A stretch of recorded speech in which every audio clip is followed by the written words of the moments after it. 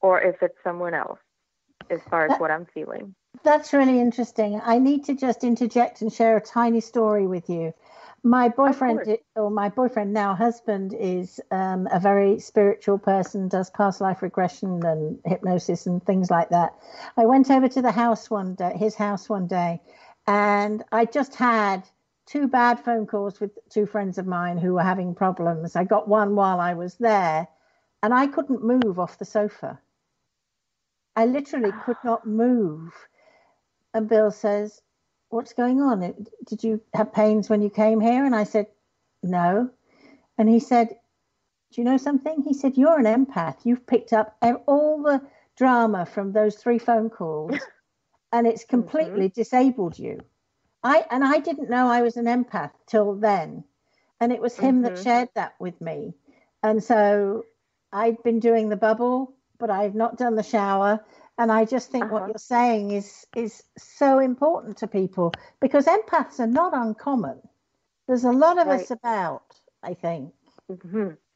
So I just thought I'd share that with you. I hear, Sue, your story, you're right, is not uncommon. I have a lot of people who talk to me about these issues, and they say, well, first of all, I don't know who to talk to about this particular thing. People think I'm crazy. I don't know what to do about it. And so I started, just telling people what I did, because that's the obvious thing to share. Yeah. And when they started doing it, then the feedback is, yes, it works, so I have a couple more if you'd like to hear them. Well, I know we have to be careful of time, and I do want to get to your 10 commandments, which you tell me which you'd rather do. Maybe we'll do a second show. We can go to the 10 commandments. That's no worries. I will say that a piece of black tourmaline, let me just leave you with this. A piece of black tourmaline, which is a crystal, is an excellent, powerful filter for negativity. And if you just buy a little piece, a small piece is under $5. Put it in your pocket and just intend that it's going to help clear the energy of where you go as far as people, interacting with you. So that's just a thought. Thank you very much for that. Sure. So talk to me about these 10 commandments, and I'm interested to know what yours are, and I'm going to write mine down when I've learned more about them. Of course. Okay. So the 10 commandments are similar to, are making a reference to the Bible, of course, but this is not a biblical practice. This is a personal practice. And so basically what I do is I decide how I want my energy to be. How do I want my life to be? And this can be applied to anything in life in general, a goal you're working on, something that's meaningful for you. So what you start thinking about, what do you know for sure about yourself? Or what do you know for sure about anything? So I like to say, I know that everything happens for my good and in my favor. I know this. This is how it is for me. And so no matter what happens, no matter what's coming up, even if it appears like it might be negative, I do not stick to that. I know, because of my personal commandments, that everything's going to happen for my highest good. It's going to happen for my good and in my favor. So somehow that's going to turn around whatever it may be that I may be encountering, and it's going to serve me in some way. I know this. And belief is a big part of this. Another commandment I have is everything I experience contributes to my healing. Now, we're humans, and we obviously are here for a reason. We're here to learn. We go through experiences where we may not feel well, where emotionally we may have some issues with other people. Whatever it is, I know that those experiences are going to help me heal.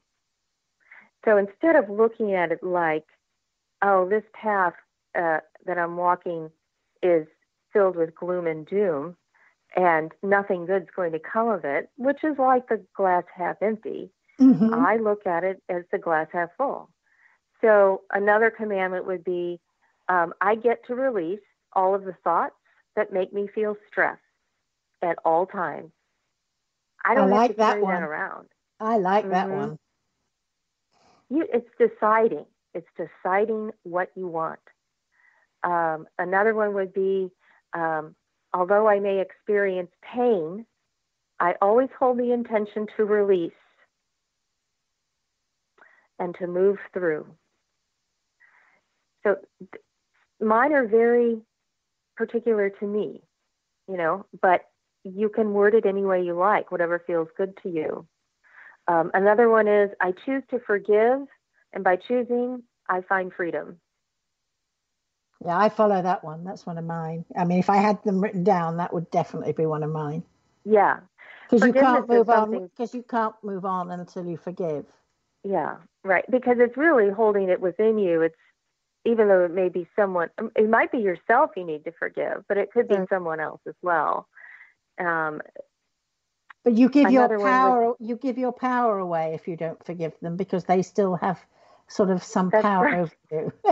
Oh yeah, good point. It's like an energy leak. It's an energy drain. They're attached. You've attached something to them, an energetic cord that allows, and they may not know it, but they're draining you of your energy because that is something you've decided you don't want to forgive, or you hold some resentment, or there's some anger.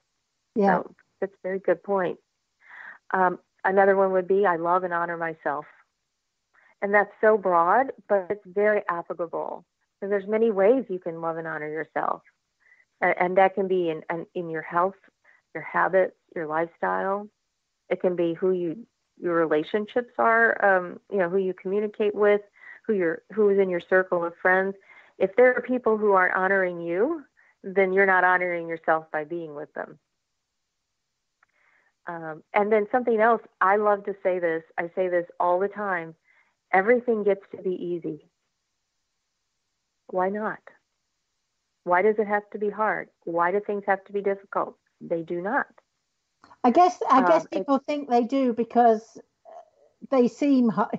They accept that they're hard before they start, therefore they're hard. If you accept that something's easy, then it's going to be easier than it would be if you thought it was hard. Right. It sounds so simple, and it really is. It's about believing this. It's about internalizing this. These statements are all part of inner work that I do. Inner work means not just sitting in meditation, but really thinking about how you want your life to go, and how you see yourself 6 months, a year, 2 years, 5 years down the road. I have to wonder if people really think about that. I've asked, and a lot of my clients have never thought about it. Like, where would they be 5 years down the road? And it could be related to anything, could be related to relationships or job, or I think people usually look at their profession and have a better idea of where that's going chronologically. But the other parts of their life, it feels like sometimes it just sort of flows along and you're just kind of going along with it, but not really deciding where you want to head. It's almost like the importance of business planning. If you don't business plan, you won't get anywhere. But if you have a 5-year plan, then you can change it because the circumstances change, but you have a direction in which you wish to go. And that's similar with your life. Yes, absolutely. And this applies to anything. It applies to money. It applies to relationships.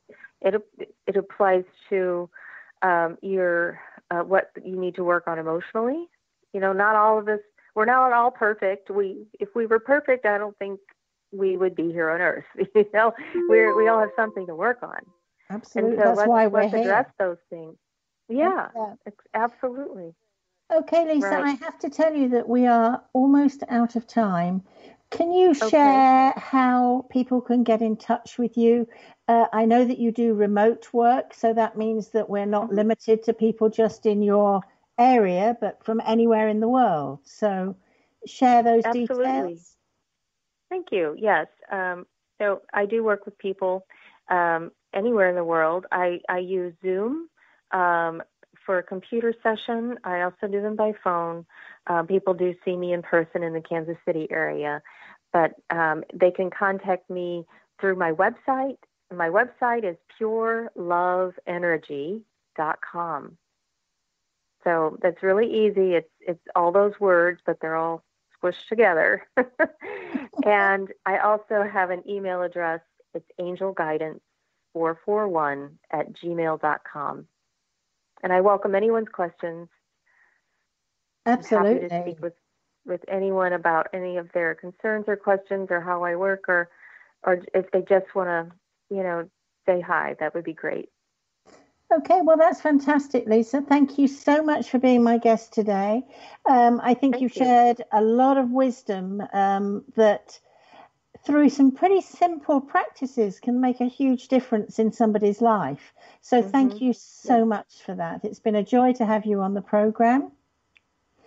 What I would say is if you have any questions or comments or would like to know more about any guest on my show, please contact me at overtheedgesue@gmail.com.